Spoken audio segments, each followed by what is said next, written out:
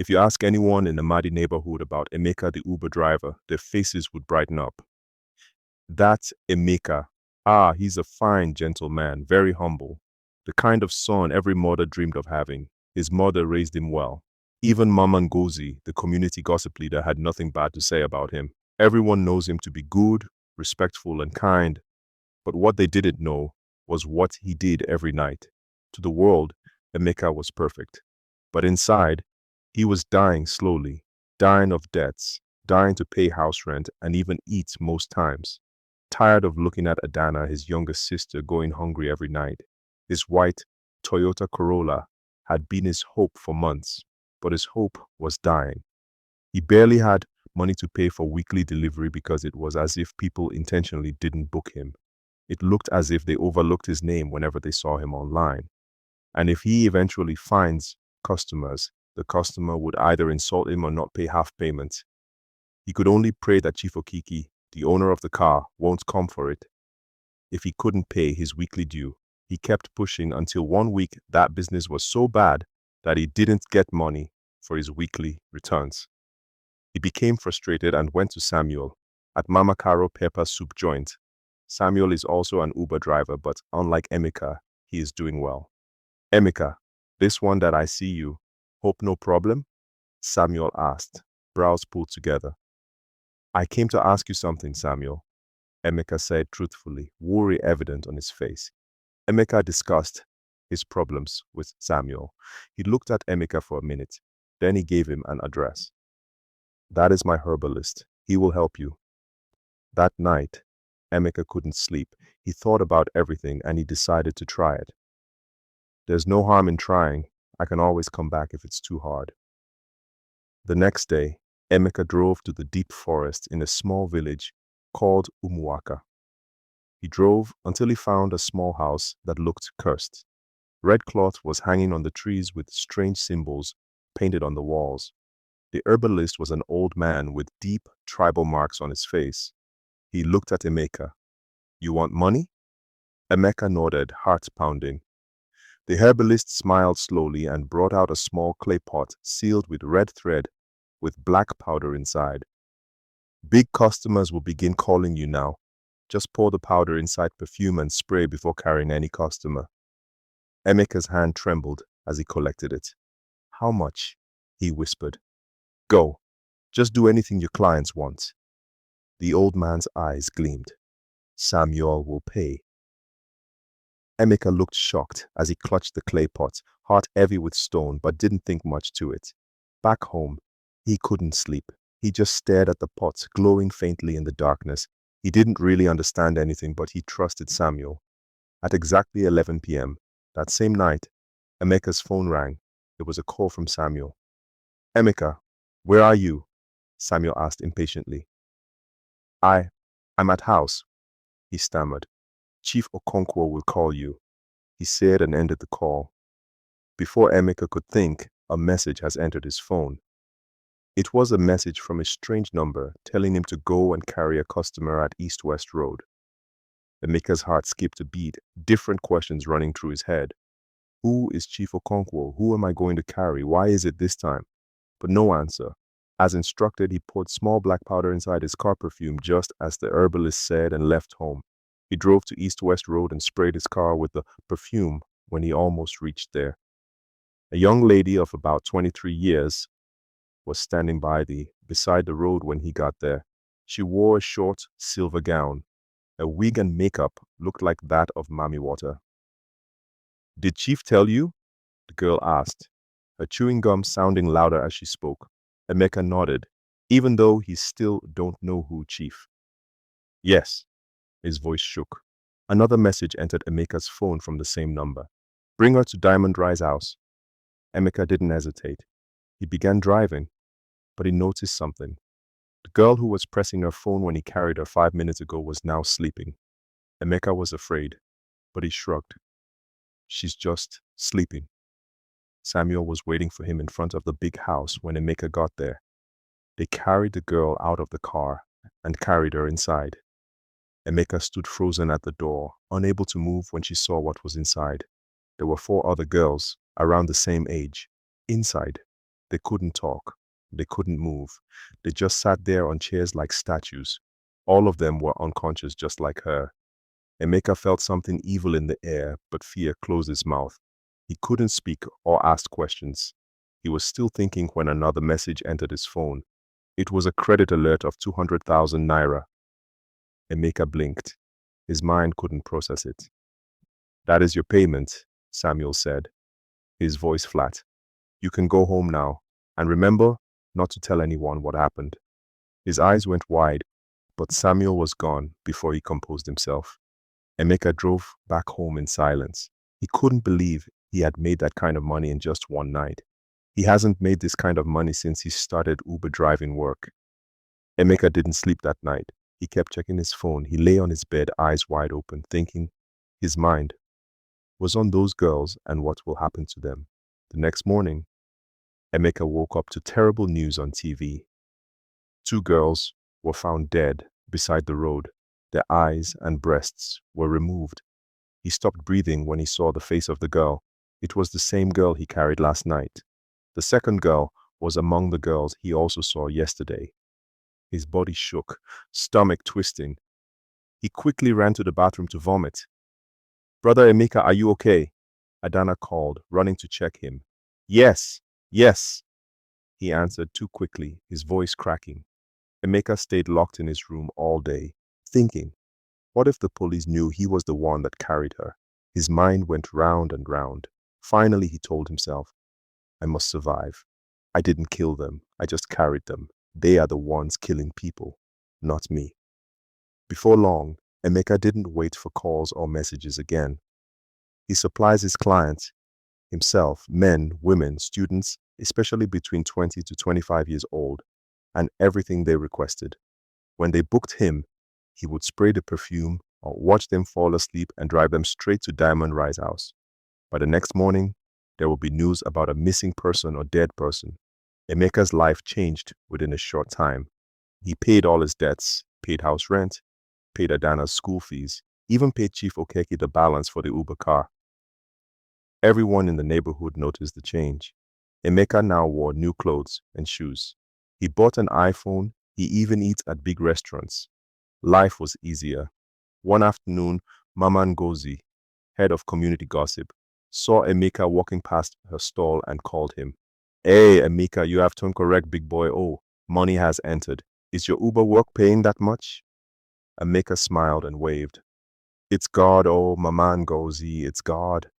Adana also noticed everything. She saw how her brother no longer worked during the day. He only went out at night. How he stopped going to church or before eating. How his eyes had changed. Like something dark had entered him and refused to leave. "Brother Emeka," she said, "what is going on with you? You have changed a lot. You don't go to church again and you only work at night." Emeka smiled and held her hands. "I'm fine, Adana. I'm not working as ordinary Uber driver again. I now work for a chef, and we work only at night." "Are you sure?" Adana asked again. "Of course," he answered casually. "Don't worry. Just be praying for me." "Okay, brother," she said, but she didn't stop praying for him.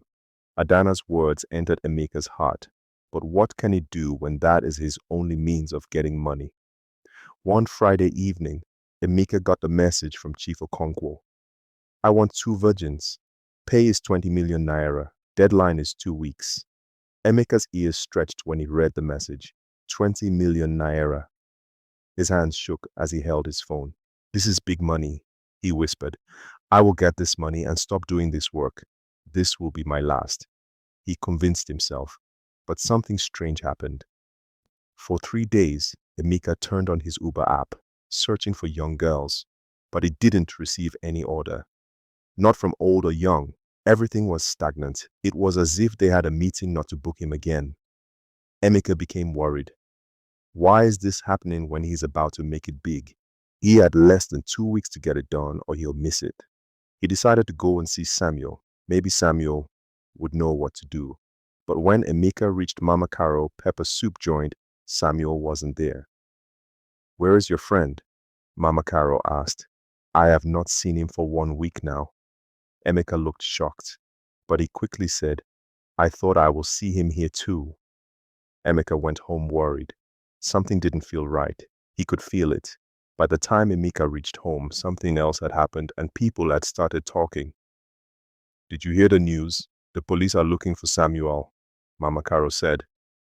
I heard he carried one girl for East to West Road yesterday. The girl has died and Samuel ran away, another person said. Emeka's heart almost stopped. Samuel has been caught. Well, almost caught. What if they arrest him? Will he confess everything? Emeka was thinking when Mama Ngozi saw him. Emeka! Mama Ngozi shouted. Shakingly, he turned to face them, their faces serious. That's Samuel. Is he not your friend? She asked, looking at Emeka suspiciously. He froze for a minute, sweat formed on his head as he tried to avoid her eyes. Yeah, yes, and no, Emeka stammered. Are you sure? Mama Ngozi pressed. I don't want trouble in this neighborhood, oh. Samuel is just an Uber driver like me. We work together, that's all. Mama Ngozi stared at him for a long time before she allowed Emeka to pass. Later that evening, Adana cooked jollof rice and brought it to his room because Emeka had not stepped out since afternoon. Brother Emeka, she called gently. Is something going on? I know Samuel is your friend. Did you have any business with him? Emeka shook his head quickly like an agama lizard, pretending to look at his food, guilt eating him from inside. Don't you trust your brother? He asked. Of course I trust you, Brother Emeka, Adana said softly. I'm just looking out for you. Just keep praying for me, Adana, Emeka whispered, avoiding her gaze. Please, just pray. Adana left him alone even though she didn't believe him. She was worried about him and wished he could return to the brother she used to know. Emeka couldn't go out for one whole week. He was waiting for Samuel matter to die down. But the 20 million naira kept ringing in his head. The deadline was getting closer. He had less than a week to finish the work. Just this last time, he told himself over and over. After I collect this money, I'll stop. I won't do it again.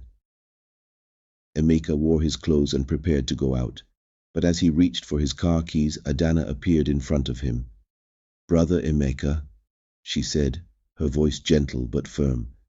Can't you just stop working at night? You've paid all our debts. The car is yours now. We have food. You even paid my school fees. Can't you just... She stopped, tears filling her eyes. I don't want you to go tonight.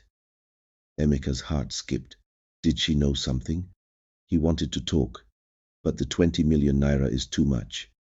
He can always start afresh in another place after this. He took Adana's hands. I promise to stop after this week. Adana looked into her brother's eyes, searching. Finally, she nodded. Okay, but please be careful.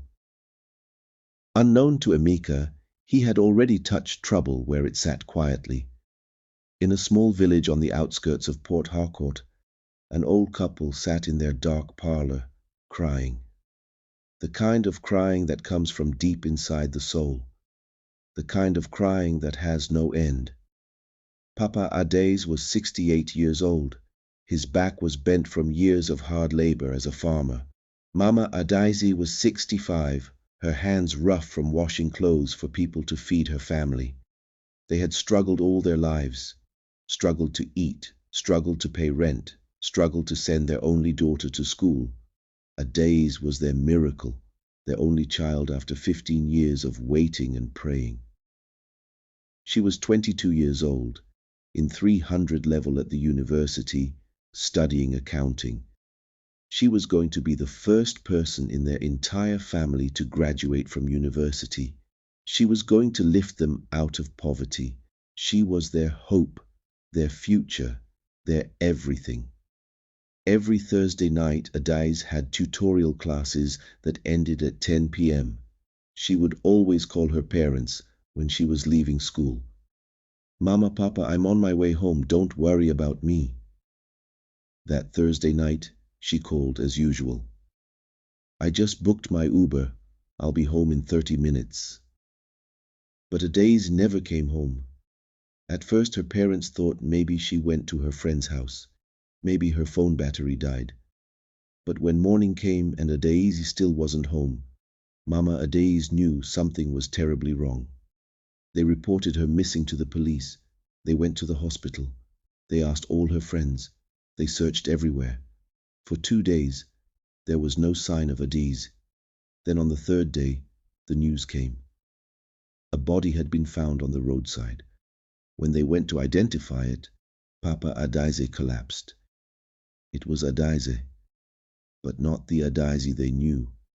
Her eyes were gone. Her breasts had been cut off. She had been dumped like trash by the roadside. The old couple cried until they had no more tears left. They cried until their voices were gone. They cried until their bodies were too weak to stand. That same day, Mama Adaise went to Benson, her brother, who is a powerful herbalist. Benson assured his sister, "Justice will come. They will confess. They will pay." Benson didn't allow them to bury Adaise. He performed rituals on her for 3 days and sent one of his girls to finish the work. Meanwhile, Emeka had no idea what he had done. All he could think about was the 20 million naira. On Wednesday night, Emeka left home to University Road, waiting for orders from young girls. He stayed there for hours, praying, longing for just one booking. But nothing came. No orders, no messages. It was as if the app had stopped working. He went back home frustrated. The same thing happened on Thursday night. By Friday night, Emeka was desperate. Tonight was his last chance. If he didn't deliver those 2 girls tonight, he would lose everything. The money, his reputation with Chief, everything. He drove to the same spot near the university and waited, his hands shaking as he held his phone. At exactly 10 o'clock his phone rang. A new order. Abraham Vivian. Emeka looked at the girl's picture and almost cried with relief. "Yes, yes. Thank you, Jesus," he whispered, already counting the 15 million naira in his head. He quickly sprayed the perfume in his car until the whole vehicle smelled sweet and sickly. Then he drove to the pickup location, but when he arrived, 2 girls were standing there instead of 1. Emeka's heart leapt. 2 girls. This was perfect. This was exactly what he needed. "This is an answered prayer," he whispered to himself, smiling. The girls walked toward his car. "Good evening, sir," one of them said politely. She opened the back door and sat down. The second girl didn't say anything. She just opened the front passenger door and sat beside Emeka. There was something strange about her, but Emeka was too excited to pay attention. He had his 2 girls. 20 million will soon be in his account. He started driving toward Diamond Rye's house. At first, everything seemed normal. But then 10 minutes passed. 20 minutes. 30 minutes. The girls were still awake. They weren't sleeping. They weren't even drowsy. They just sat quietly, staring straight ahead with empty eyes. Emeka's hands began to sweat on the steering wheel. Something was wrong. The perfume had never failed before. Never. Not once. He looked at the girl beside him. She was still staring forward, not blinking, not moving. Then suddenly, Emeka blinked, and when he opened his eyes, the seat beside him was empty. The girl was gone. Fear gripped his heart like a cold hand. He looked in the rearview mirror. The back seat was also empty. What is happening?" he whispered, his voice shaking. Then he looked forward again, and the girl was back, sitting right beside him. But she had changed. Her clothes were different now, torn and dirty. Her wig was gone, her face was pale, and there was something wrong with her eyes. It looked like something was missing. Emeka's blood turned to ice. He knew that face.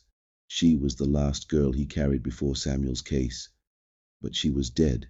She was reported missing. So why was she sitting in his car? It's not me, Emeka stammered, his whole body shaking. I didn't kill you. It's Chief Okonkwo. He killed you. I'm not the one. Shut up, Vivian shouted. Emeka looked in the mirror shakingly. Vivian's face was glowing red, her face twisted with rage.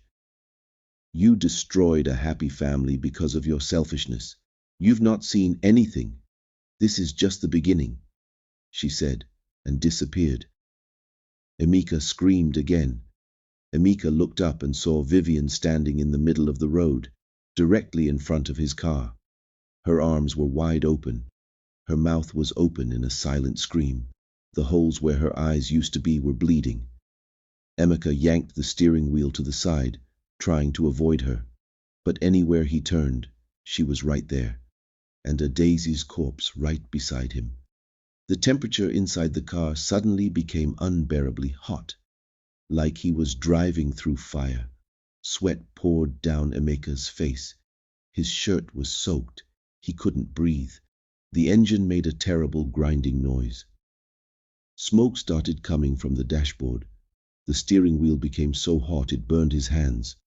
No, no, I'm sorry, Emeka screamed. The brakes stopped working. He pressed down hard, but nothing happened. The car was speeding up on its own until it bounced off the road to the rough ground and hit a pile of sand. Emeka hit his head on the steering and pain exploded through his head.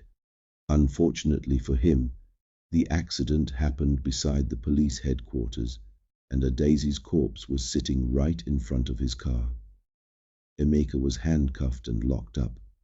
Police went to Diamond Rise house that night and rescued everyone they saw there. Chief Okonkwo was arrested. Even Samuel was tracked down and arrested. By the next morning, the news had spread across Port Harcourt like wildfire. Emeka, the gentle Uber driver everyone loved and trusted, was not gentle at all. He was a monster who killed for quick money. Emeka was sentenced to life imprisonment. Adana learnt tailoring and he lived a quiet life with the money she made from sewing. Desperation is not an excuse for evil. No matter how desperate you are, no matter how much you're suffering, no matter how badly you need money, it will never justify doing evil. Killing others for one's gain won't make one successful overnight.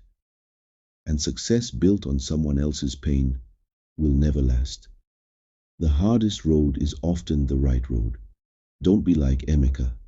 Choose the hard right over the easy wrong. Choose character over cash. Choose conscience over comfort. Choose struggle with dignity over success with shame. Subscribe to this channel for more stories and give this video a thumbs up if you like it.